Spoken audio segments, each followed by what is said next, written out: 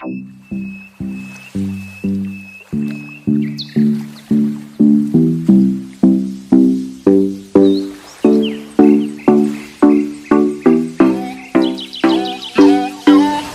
গেটের সামনেই একটি কামান রাখা আছে।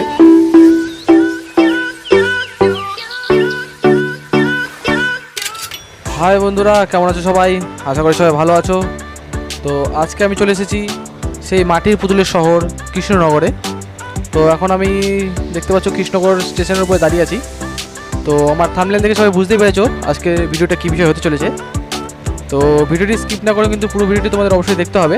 ভিডিওটি খুব ইন্টারেস্টিং হতে চলেছে। তো দেরি না করে চলো যাওয়া যাক আমাদের গন্তব্যস্থলে। যে ট্রেনটি দাঁড়িয়ে আছে দেখতে পাচ্ছ, সেই ট্রেনটা করে আমরা আসলাম। তো তোমরা যদি কেউ কৃষ্ণনগর আসতে চাও তো শিয়ালদা থেকে ডাইরেক্ট কৃষ্ণনগর সিটি লোকাল পাওয়া যায়। তো ওখানে ডাইরেক্ট কৃষ্ণনগর সিটি ধরতে পারো, কিংবা লালগোলা ট্রেনে উঠে তোমরা কৃষ্ণনগর স্টেশনে চলে আসতে পারো। তো এই ট্রেনটায় আমরা আসলাম, এই ট্রেনটা আবার রিটার্ন শিয়ালদা যাবে।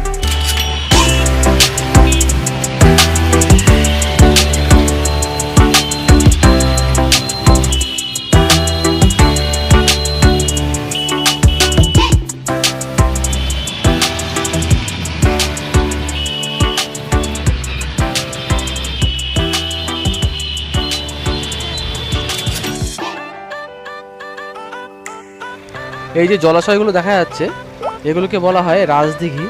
তো এই রাজবাড়ির চারিধারে এরকম দিঘি কেটে রাখা আছে।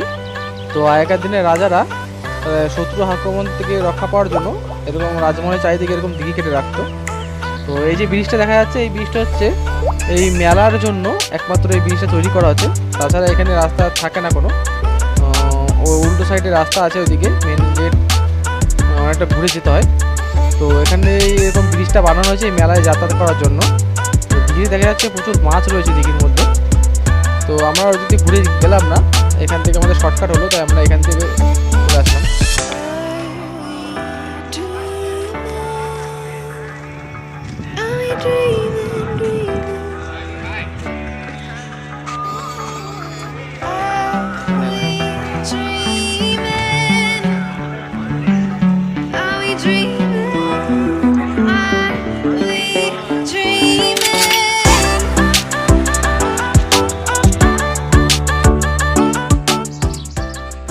এই যে পুরনো স্থাপত্যগুলো দেখা যাচ্ছে, এগুলো শোনা যায় যে আগে এগুলো রাজার ঘোড়ার আস্তাবল ছিল। তো বর্তমানে কিছু গরিব লোক এগুলো দখল করে বসবাস করছে বহু বছর ধরে। তো তারা এখন এখানেই বসবাস করছে কন্টিনিউ। কিন্তু এগুলো আগে রাজার সেই ঘোড়ার আস্তাবল ছিল। আর এই যে পুরনো স্থাপত্যটা দেখা যাচ্ছে, জঙ্গল একদম পুরো ঢেকে গেছে। তো এটি ছিল হচ্ছে রাজার বিগ্রহ মন্দির। তো সেই বিগ্রহগুলো আগেকার দিনে এই মন্দিরে এনে রাখা হতো এবং এখানে টানা 1 মাস এই বিগ্রহগুলো থাকতো এবং সবাই এসে সেই বিগ্রহগুলো দর্শন করতো এখান থেকে।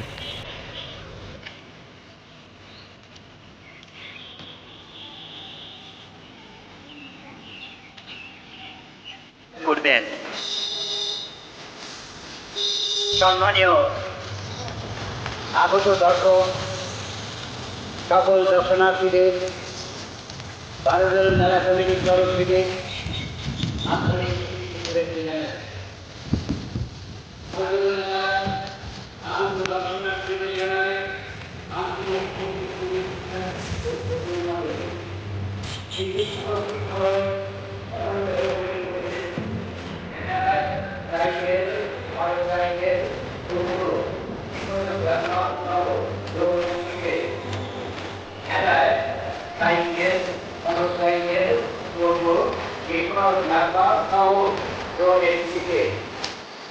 মেলায় মদ্যপান ও ধূমপান করিবেন না।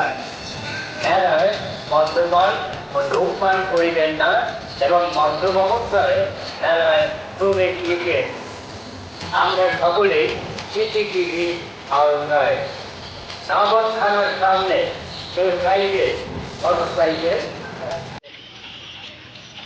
প্রতি বছর দোল পূর্ণিমার পরে চৈত্র শুক্লা একাদশী তিথিতে এই মেলা অনুষ্ঠিত হয়ে আসছে। অনেকের মতে দোলের 12 দিন পরে এই মেলা অনুষ্ঠিত হয় বলে এর নাম 12 দোলের মেলা, কিন্তু এই ধারণাটা পুরোটাই ভুল। আসলে নদিয়া রাজের পৃষ্ঠপোষকতায় প্রবর্তিত এই মেলায় নদিয়া রাজ কুল বিগ্রহ বড়নারায়ণ ব্যতীত আরও 12টি কৃষ্ণ বিগ্রহ পূজিত হতো। বিভিন্ন স্থানে প্রতিষ্ঠিত এই 12টি বিগ্রহ এই মেলায় সময় সমারোহ সহকারে কৃষ্ণনগরে আনা হতো এবং 3 দিন নাট মন্দির থেকে বিগ্রহগুলির পূজা অর্চনা করা হতো। এই 12টি বিগ্রহের জন্যই এর নাম রাখা হয়েছে 12 দোলের মেলা।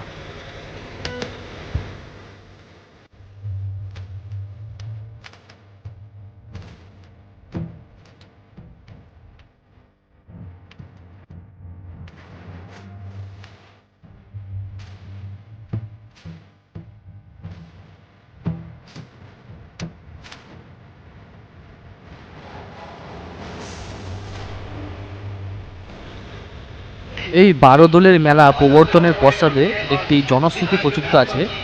মহারাজ কৃষ্ণচন্দ্রের দুজন মহিষী ছিলেন। তো দ্বিতীয় মহিষী ছিলেন অশেষ রূপলাবণ্যময়ী ও গুণবতী।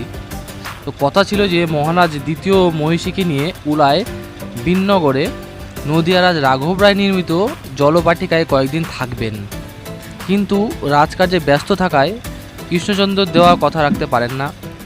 রাজমহিষী উলাজাতের মেলাও দেখতে চান, কিন্তু কোনোটিও সফল হয় না।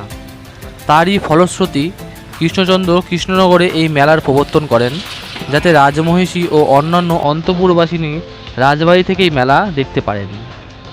তখন থেকেই এই মেলার সূচনা হয়।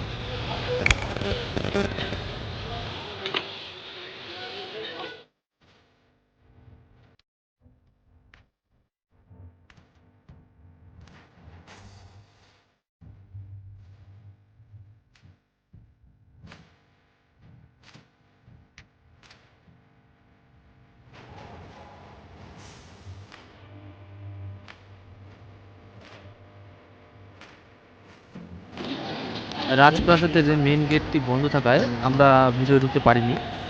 তো গেটের সাইডে একটি ছোটো ফাঁকা মতো ছিল, ওখান থেকেই ভিতরটা দেখানোর চেষ্টা করছি। তো গেটের ভিতরে দেখতে পাচ্ছি একটি কামান রাখা আছে, আর চারিদিকে ফুল গাছ দিয়ে সুন্দর সাজানো আছে। তো 3 দিনই মাত্র খোলা থাকে গেটটি, এটি আবার খুলবে দুর্গা পুজোর সময়। তো আমাদের রাস্তায় দেরি হয়ে গেছে বলে আমরা ভিতরে ঢুকতে পারিনি, বাইরে থেকে তো দেখানোর চেষ্টা করছি। তো চলো এবার মেলাটা ঘুরে দেখা যাক কী কী আছে মেলায়।